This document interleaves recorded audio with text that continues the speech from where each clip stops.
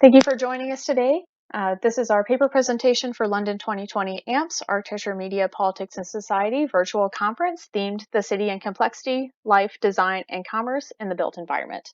Our paper, Grasping for the Tech Keys, South Bend Seeks Economic Relevance Through Tech Brand Development and Private Partnerships, is a business case study analysis. I'm presenting this paper on behalf also of our first author, Samuel Mattern, who is a Knowlton School of Architecture City and Regional Planning Honors undergraduate student here at Ohio State University, and my name is Rebecca Kemper. I'm a researcher at the Center of Science and Industry here in Columbus, Ohio, as well as serving as a Knowlton School professional mentor towards our students. So thank you for joining us today. So our presentation today will cover three main topics. First is going to be a quick overview of the knowledge economy in terms of its impact upon industry and in particular how it's impacting higher education. Next, we'll be moving towards higher education within United States context of how this is affecting urban branding and innovation campus development. And lastly, we're going to take a little bit of a deep dive into ignition and innovation parks within South Bend, Indiana as our case study for this presentation and paper.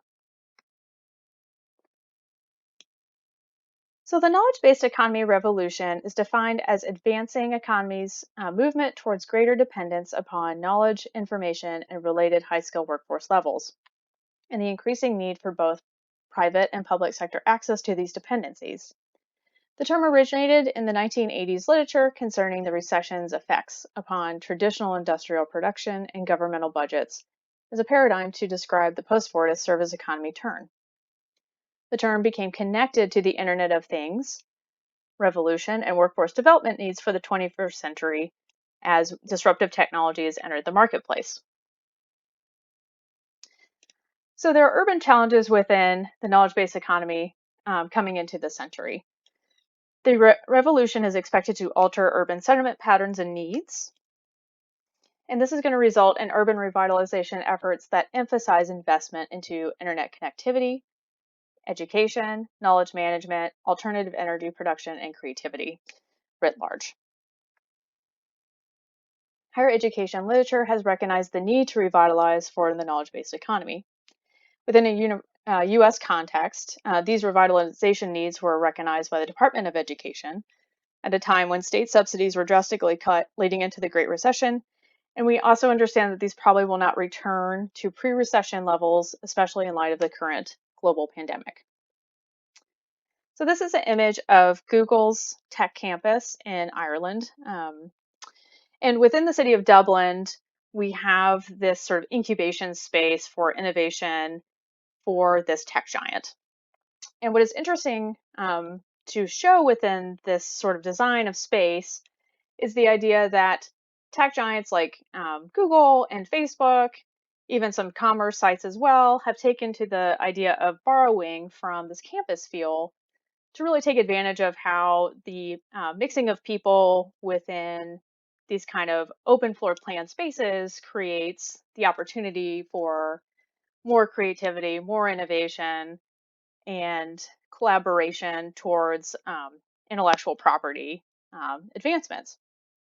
What's interesting now is that we're seeing universities looking towards these tech giants and how they are developing their campuses and how they are running their businesses and rethinking their classrooms and rethinking their spaces, one, to better prepare their students for the changing workplace environments that are consistent with this model, and two, to advance their own intellectual property development on their own campuses for profit as well. Our case study is interested because it's placed within the city of South Bend.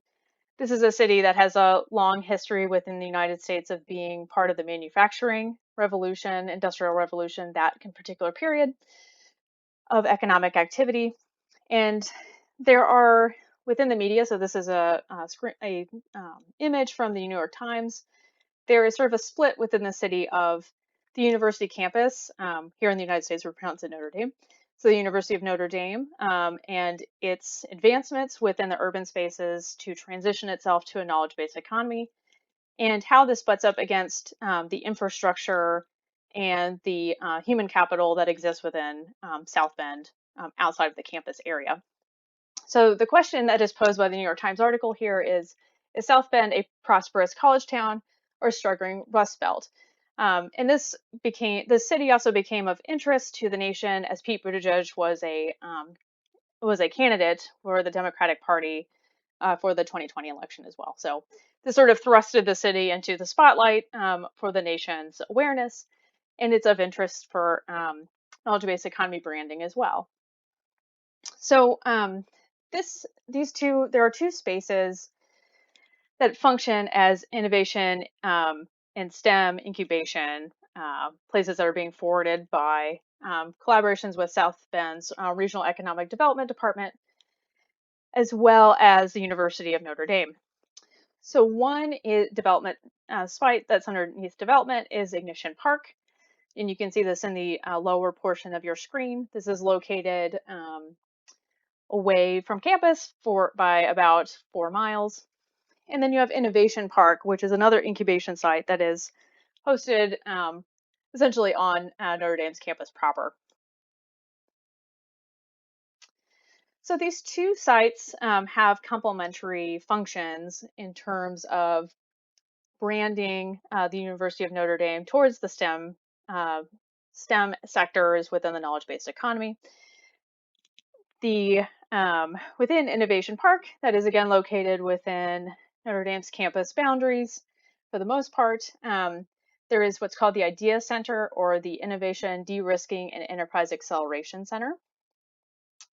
And the university describes this center as being fundamental resource for all commercialization and entrepreneurial activities at the University of Notre Dame. The other site that is part of this branding initiative is Ignition Park, which is seen as a STEM incubator writ large. So Idea Center is a little bit more student focused, and Ignition Park tends to be more focused on the corporate partnerships and creating spaces for startups as well. And this is in collaboration with the South Bend Region Economic Development Office as well.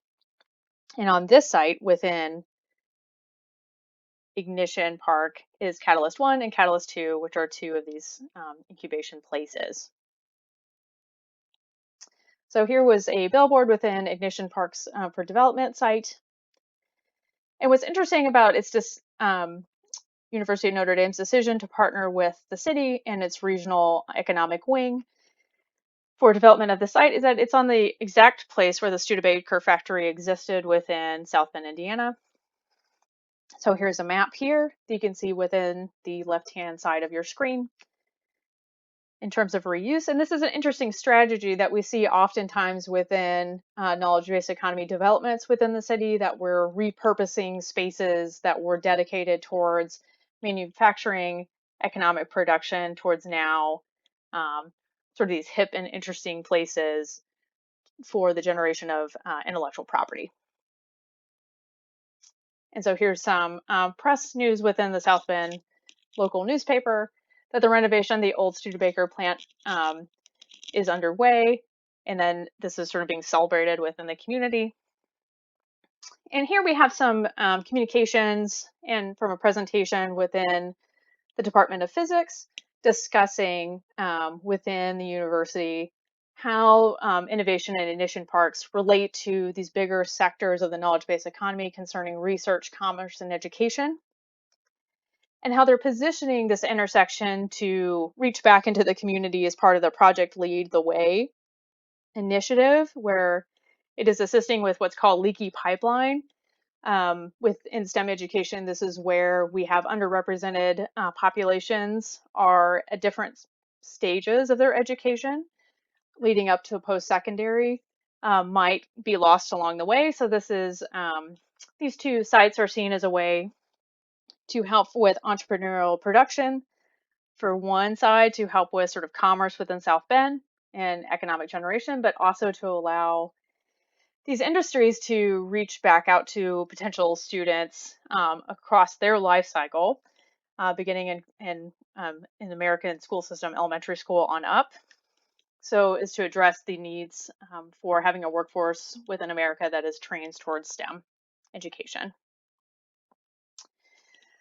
And the images within both Innovation and Ignition Park are really, they're trying to sort of have that tech feel in terms of their campus. You can see most of these workspaces have things like recreation built in. They have interesting branding in terms of it feels very new and modern. And we also have things like open floor space for easy collaboration across different disciplinaries. And what we're seeing is that the investment from the university into these spaces is already drawing interest from developers to build on the momentum that the University of Notre Dame has put onto these spaces to have industries that are catering to these incubation spaces to start to become developed around these areas. So for the purposes of our paper, what we did was we looked at the strategy from the university and decided to apply what was called the Business Case Study Analysis Framework. This framework was developed in the 1920s from Harvard University's what is now known as the Masters of Business Administration, MBA program. It is still very much in use today.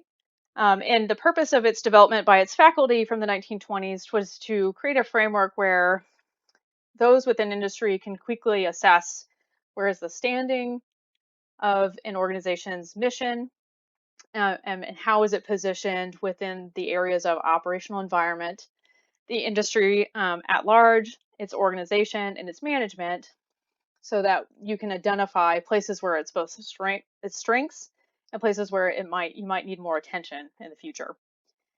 So here is a table for the breakdown of all of the questions that exist within this analysis framework. So when we think about ignition and innovation parks within the University of Notre Dame's context, what we see is the university typically operating within a higher education environment, but shifting some of its operations to better engage the tech industry and other STEM related sectors with these incubation spaces. So this becomes important as the expectation of the number of students that will be available in America that are of traditional age from a demographic standpoint is really going to decrease by 2036. So having traditional, quote unquote, traditional education spaces in universities where it's simply a set of coursework and you live on campus and you move through. You might have an internship on your own, but it's probably not related to your affiliation with the university. This sort of model is one, kind of expensive, and two, for the university in terms of overhead and facilities, but also is not connecting students with industry directly. So it's actually not in great service to either the university that needs to find other ways for revenue generation at this point, and also for the student who needs to have more real world experience even before they get the degree in a highly competitive market. So we see that change within its operational environment is changing in terms of these demographics, and that's affecting how the university is positioning itself within this industry. We also have considerations within organization and management with the plans for and the execution of these two incubation parks. So what is interesting is that from the outside of the university, it's not terribly clear what the exact execution of these missions will be. There is an understanding that we have two incubation parks. One seems to be a bit more student facing. This is an innovation park with its idea center. And then we have the ignition park, which seems much more entrepreneurial, and it's a way that students can kind of connect in, but these are more incubation spaces set aside for startups and for more established industry players. So what's a little bit unclear and potentially where there could be more optimization in terms of management here is how to not just think about this as also potentially looking into programs like were discussed to address the leaky pipeline, but how to make that clearer to the community so that how the community itself within South Bend can engage with these centers and not have to already be affiliated with a well-established business, as that sort of startup cost into coming into these spaces might be prohibitive for local industry. So there's a concern there in terms of how these spaces are going to perpetuate a knowledge-based economy locally if it's only creating spaces that really caters to out of community spaces. Now there seems to be a decent mix within local startups, but again, there's a question in terms of management and how they're discussing these plans about how exactly they're going to support these industries other than creating a space for them. The other concern has to do with the idea of overhead, which is also comes into play with cost for these smaller firms that might be prohibitive, but also just from an optics standpoint coming into the future. So, as we know, we're facing a global pandemic, and here's an image of what social distancing and different changes in behaviors to limit transmission, how that's affecting day-to-day sort of activities and operations, right? So here's sort of a snarky image that was produced within the press for, about how potentially eating out will look like. But all jokes aside, there is a major question of what does innovation spaces look like when open floor plans might not be an option anymore, and we have to move ahead maybe more virtually. That these spaces can be very expensive to maintain for both students and industry, and students are not going to be able to access these resources while campuses are closed. So what I would like to conclude this presentation for a paper on is the concern that there's an optics problems for universities. So this is an image of Tish's dean. This was in response to a attachment that was sent from students from its school were really concerned that their traditional creative studio spaces they were not going to have access to during the pandemic. Because of campus closures, they were finding difficulty completing their tasks because they were not able to access technology, and yet they were having to still pay full tuition. So the students had sent out communications to their college to ask for remediation in terms of the tuition amount.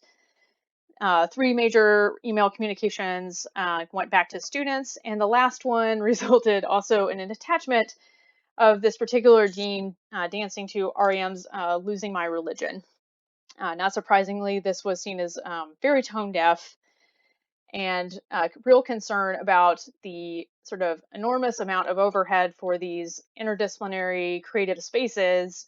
You know, this is becoming now a point of weakness for universities, that this is overhead in terms of facilities that they just cannot take advantage of, and students are still paying for but also cannot access.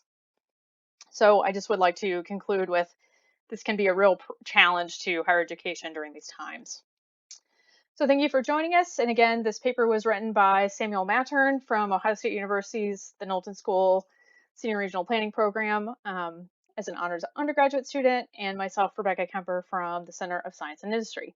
Thank you so much. Have a great day.